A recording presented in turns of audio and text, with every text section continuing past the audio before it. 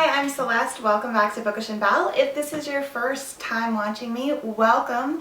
If you like what you see, make sure to hit the subscribe button down there and you can see more from me.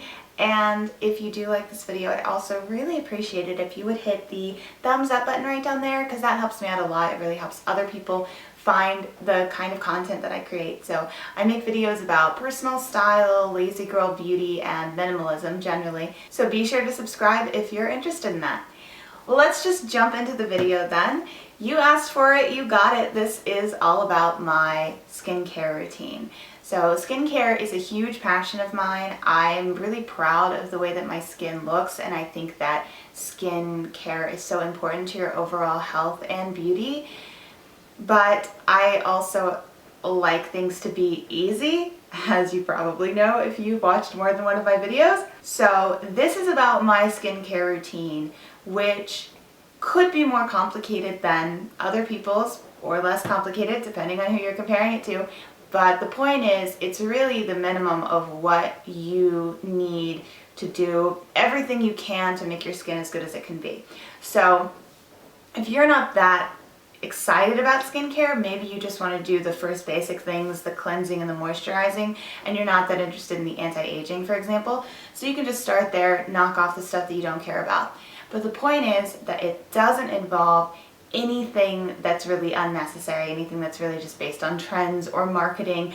And I'm going to let you know what ingredients you actually need for dark circle prevention and treatment and for anti-aging. And I'm going to let you know what lifestyle choices are really going to be the best for keeping your skin in as good condition as you can and just your overall health. So do stick around. I've got a lot of great information for you, and I'm going to share with you my own personal favorite products that I use, but I'm going to let you know which ingredients are in them and why I've chosen them so that you can find the ones that you like based on the ingredients, because that's really what matters and not the brand or the price or anything like that. So we're going to start with lifestyle and all of the ways that you can prevent damage to your skin, because that's really the foundation. And if you are a lazy girl like me and you don't want to buy a lot of expensive products or have a really complicated skincare routine, well, guess what? The best thing you can do is all of the day-to-day preventative stuff, so you're in luck. So we start with the holy trinity of all things related to your health: sleep, food, water. If you want your skin to look great, you've got to get enough sleep. You've got to stay hydrated, and you've got to eat foods like fruits and vegetables that are rich in all of the nutrients that you need. Now, it can't hurt to take a dietary supplement in addition to your food just to make sure you're getting everything. That's personally not something that I do because I live in America and the FDA regulates food and drugs but not vitamins, which means we have no idea what's in them. Kind of a complicated thing. Everybody makes their own choice about it, but for me personally, just right now, I'm not going to spend the money on capsules that I don't actually necessarily know what's in them. It just doesn't feel like a good cost-benefit equation for me in my life right now, and I eat as healthy as I can and try to get all of my nutrients from whole foods. So that's just how I do it. But the important thing is you got to get all those nutrients in, you've got to get enough sleep, and really I would almost say number one, they're all important, but oh my god, no one is getting enough water. No one is hydrating enough. I mean, not no one, some people are, but a lot of people do not realize that they are not hydrated and they have all of these problems, like problems sleeping or headaches or bad skin, just like a million things that all come back to you're not drinking enough water. And it's a really easy change to make if you just focus on it. So make sure all three of those things are happening, because those are the foundation for your health and therefore your beauty. After that, I would say you also want to think about not doing any harm to your skin. So the big things that come up here are excessive alcohol use, any kind of drug use, of course, smoking, and sun damage. So you already know that these things are bad for you. There's a million ways that excessive drinking and smoking are bad for you in addition to your skin, of course. So I'm not going to go on at length about them, of course. And you know that you shouldn't be laying out in the sun. You know that you should be wearing SPF every single day, even in the winter, even if it seems cloudy. Yes, SPF on your face every day. Just get a moisturizer that has it in there. And then when you moisturize every day, you know you're protecting your skin. And wear actual sunscreen all over your body in the summertime and when it's really sunny out and when you have exposed skin, because just do it, okay? But here's my little tip about sun damage that I think a lot of people don't think about. So you think about your SPF, right? Sunglasses, you guys. Wear sunglasses anytime you find yourself squinting. I'm talking about when you're driving home from work and the sun is a little low in the sky, no matter what time of year it is. Just have sunglasses on you so that you can put them on. You should not be squinting. It is bad for your eyes, and it is developing tiny little crow's feet at a rapid rate. So sunglasses not only protect your eyes from the sun, they also protect your skin, your very delicate, thin skin all around your eyes from direct sun damage, and they also prevent wrinkles that are caused from the squinting that you do to try to keep the sun out of your eyes. So sunglasses are like a huge, huge, huge benefit for preventing damage to your skin and your eyes and your vision. And I really feel like they're kind of undersold in terms of how important they are. So if you're not carrying sunglasses with you everywhere, make sure you start doing that. Okay, so now we're gonna get into the actual routine and the products. So we're gonna start at the end of the day with cleansing and getting ready for bed, and then we're going to move into what I do at the beginning of a new day, because the end of the day is actually the more complicated one. So whether I have makeup on or not, I start by cleansing my skin. I do the oil cleanse method because a lot of cleansers are really harsh on your skin and they actually are drying it up, which just makes your skin produce more oil. So the other great thing about the oil cleanse method is that for lazy girls like us, it is a cleanser and a moisturizer all in one. What happens is you just rub the oil all over your face directly onto your makeup or your fresh face if you don't wear makeup, and it gets everything up out of your pores because the oil attracts oil. And then once you've rubbed that all over, don't worry that you're like mushing it down into your pores. You're not. Just make little circles. Once you've done that, you take a warm wet washcloth and you just press it all over your face, and that will sop up all of the dirt and the excess makeup and any of the excess oil. And after that, your face is already moisturized because it's had that oil all over it. Now, I do add a night cream because I want to do more than just a basic moisturizer at night, because night is the perfect time to take advantage of the fact that you're just lying there and all of the goodness of your night cream can soak into your face. But if you don't want to do that, if you've had a really late night or you don't have time for it, or you just aren't the kind of person who wants to do that every night, this is a really great one-step method that will get you moisturized enough after cleansing that your skin isn't going to dry out. Whereas normally with a cleanser, you're going to have to cleanse and then you're going to have to moisturize on top of that. And even then, you probably won't be as moisturized as you would be if you did this one step with oil cleanse. So you can Google how to do it in more detail. What you need to know really is just that you want a mix of castor oil, a little bit of castor oil, and some other oil. The castor oil is really good at getting into your pores and cleansing them out. And then the other oil is really just going to be your main moisturizing oil, and you can use apricot or almond. I just use regular extra virgin olive oil, the kind that I use for cooking. I literally just pour some off the top when I buy it for the kitchen, and I just pour it into a little dropper and I use that. The other important thing about this is to use a clean washcloth. So what I do, I use these microfiber cloths. I actually bought them from the auto category on Amazon.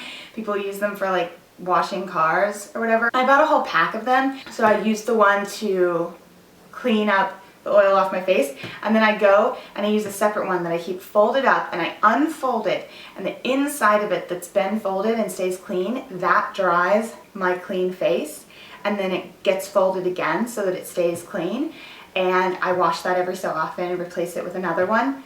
And that is the only thing I will use to dry my face. Do not use the hand towel or the bath towel that's been hanging up, gathering dust that you've been touching with your hands. just have a designated towel that is for washing and a designated towel that is for drying, and that's going to make a huge difference in terms of keeping your skin clean. After cleansing, like I said, you can go ahead and go to bed because you're all moisturized, but if you are like me, there's a few more products you want to put on. So I have hereditary dark circles, and mine are caused from thin skin around my eyes. So what you're actually seeing, the dark, is blood vessels underneath the thin skin. But there's two types of dark circles. The other kind is actually your skin is pigmented. And because these are totally different causes, even though they have a similar symptom, you're gonna need totally different treatments with different ingredients. Now, there are some eye creams that have both kinds of ingredients because they're just marketing to all people with dark circles and they just kind of wanna throw the book at it. But if you wanna get educated about what kind you have and just target those ingredients, then I feel like that's the better way to do it, so that you're not putting stuff on your eyes that you don't even need. Now, here's the way to tell. Press your finger up against your skin where the dark circle is. Now, if that makes the area where your finger is pressing turn lighter, that means that you have thin skin, and so when you're pressing on it, you're pushing the blood from the blood vessels out, and so you're not seeing it anymore. That means you have the kind that I have that are caused by thin skin.